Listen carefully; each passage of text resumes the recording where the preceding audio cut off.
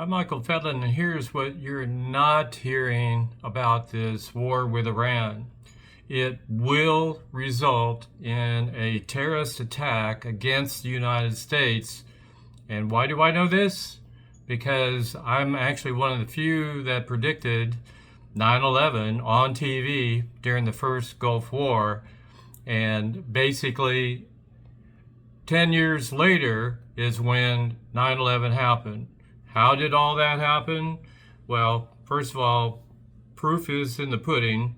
Check out this link on YouTube where in just a few sentences I describe a fiction book I was writing in 1990, being a laid off attorney trying to generate some income, right? So I'm going to write this fiction book, what could happen, because I'd been an international legal negotiator, traveled about 30 some odd countries negotiating deals, and then got laid off when the Texas oil bust hit and oil went to $10 a barrel. Yeah, even the former governor went broke, so I didn't feel too bad.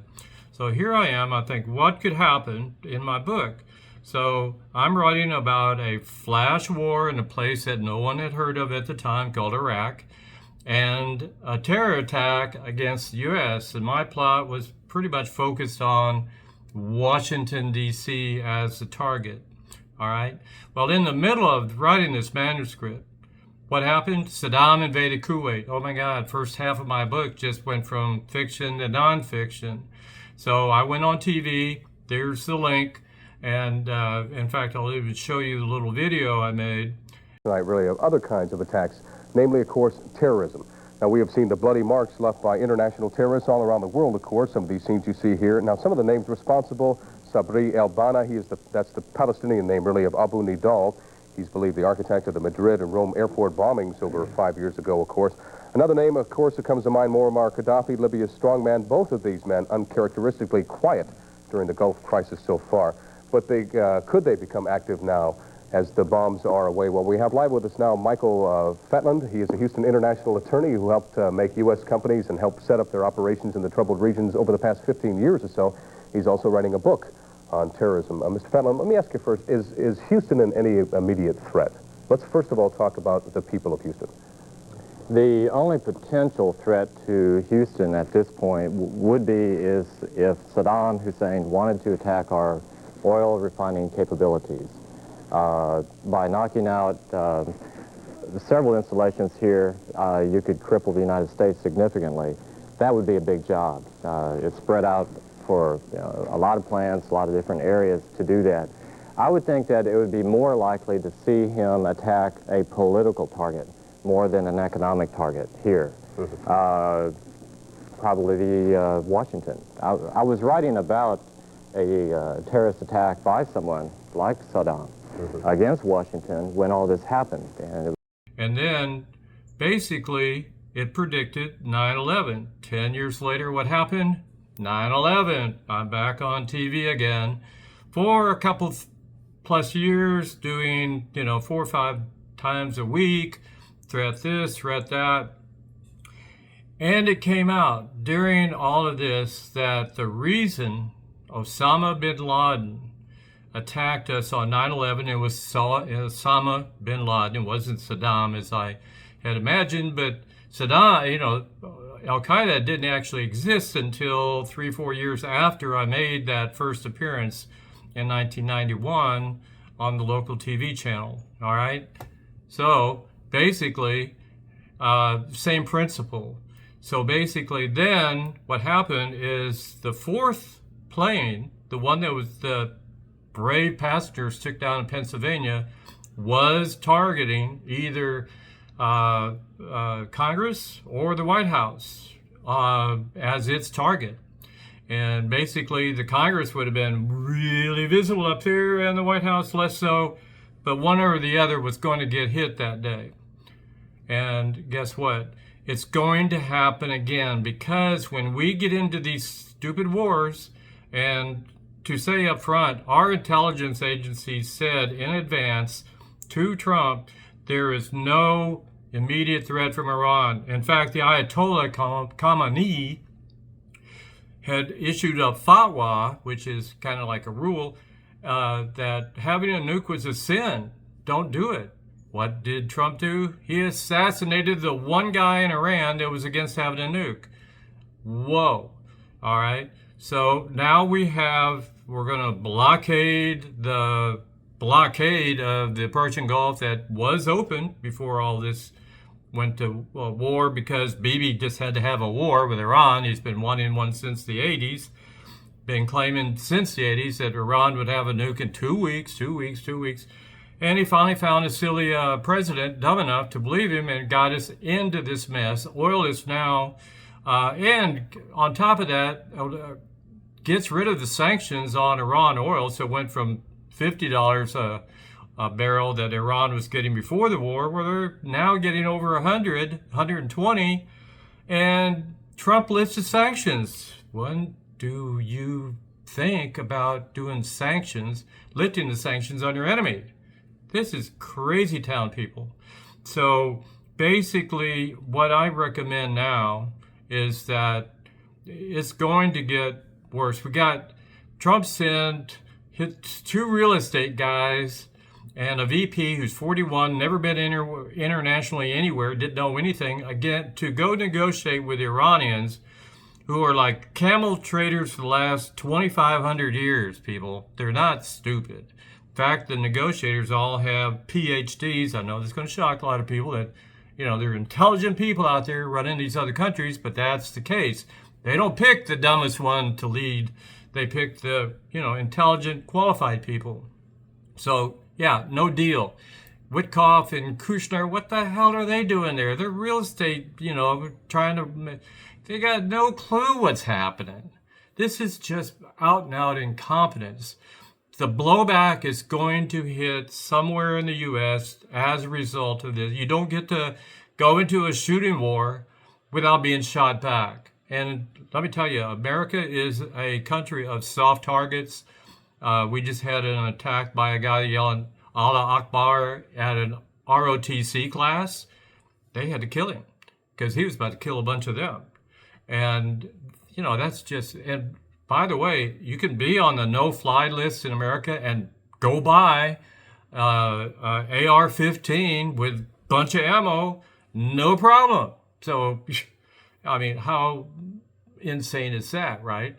Okay, so the terrorists didn't even have to bring a weapon in. They just go buy it from their own gun store, and everybody's a target.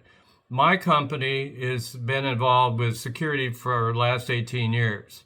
After being the terrorism analyst, I wanted to actually do something that would make people more secure, which is why I founded Armor Glass that started off for hurricanes, and it turned out it was stopping burglars. And then the schools put it on to keep shooter from getting in the school, because you shoot regular glass, boom, they're in 1 second. So now a shooter could go attack any company in America, any school in America, any building in America, and have a pretty easy time getting in, unless they happen to have armor glass security film on their windows and their glass.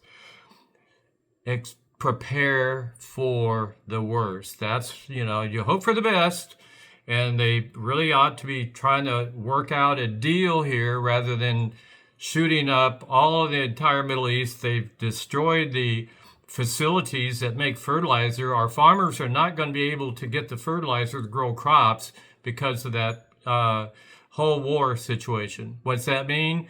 Terrible crop, higher food prices coming in the next year. A lot of farmers are going to go bust too. The war is also stopping the helium from coming into the U.S. It runs all our MRI machines. We've talked about this before. So therefore, we're not getting that. The prices are going to, I expect, to be over $100 a barrel. Could be even way more than that for at least the next year or longer, depending on what happens, how much damage. It's going to take 4 or 5 years just to repair some of the damage to the LNG plants in the surrounding Arab countries. Iran has been preparing for this. They've had, thousands and thousands of missiles underground, under granite. Your big old buster bomb is going to hit granite. You know how far it's going to go in granite? Not very far. And they were clever the way they designed the tunnels. It's not a straight shot down to the thing. It curves so that the bomb goes one way and the tunnel goes another way. They're okay. So, once more time, and Trump didn't even plan for a day before getting us into this. They've been planning for like 40-some years to get attacked. By the way, Iran was not involved with 9/11. That was Saudi Arabia financing the Osama bin Laden out of Afghanistan. Even crazy Saddam was not involved in that deal.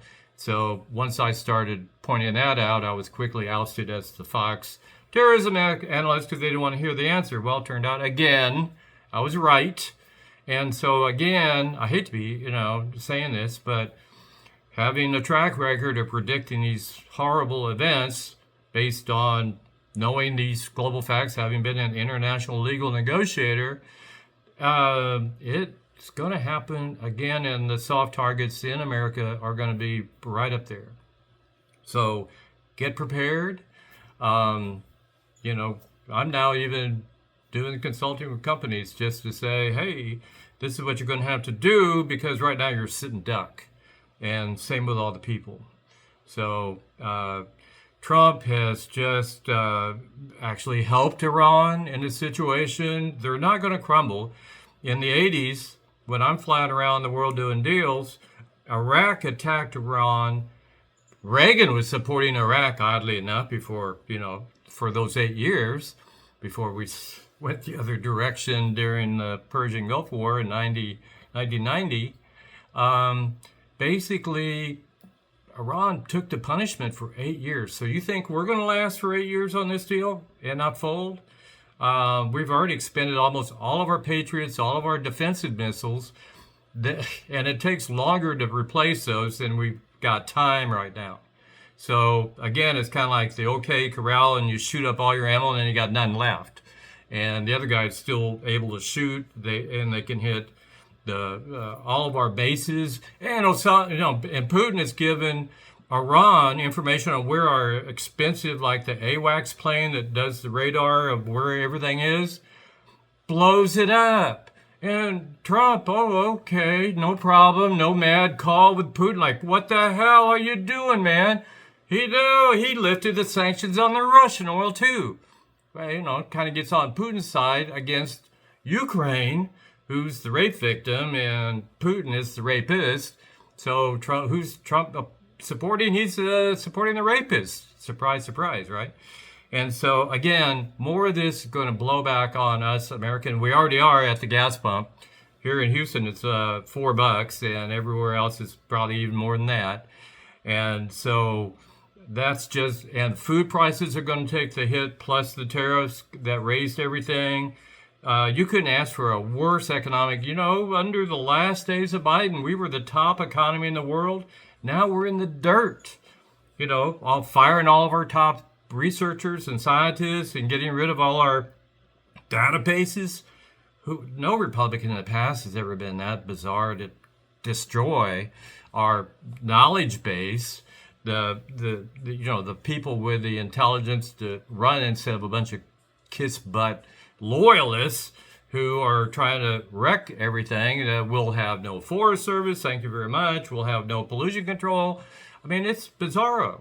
So that aside, stand by for some kickback, folks. Michael Fetland, I get tired of having to say this, but why are you supporting incompetent moron who is showing severe signs of dementia and bad judgment? Now he's attacking even the Pope, dressing himself up to look like Jesus. That's crazy stuff, folks.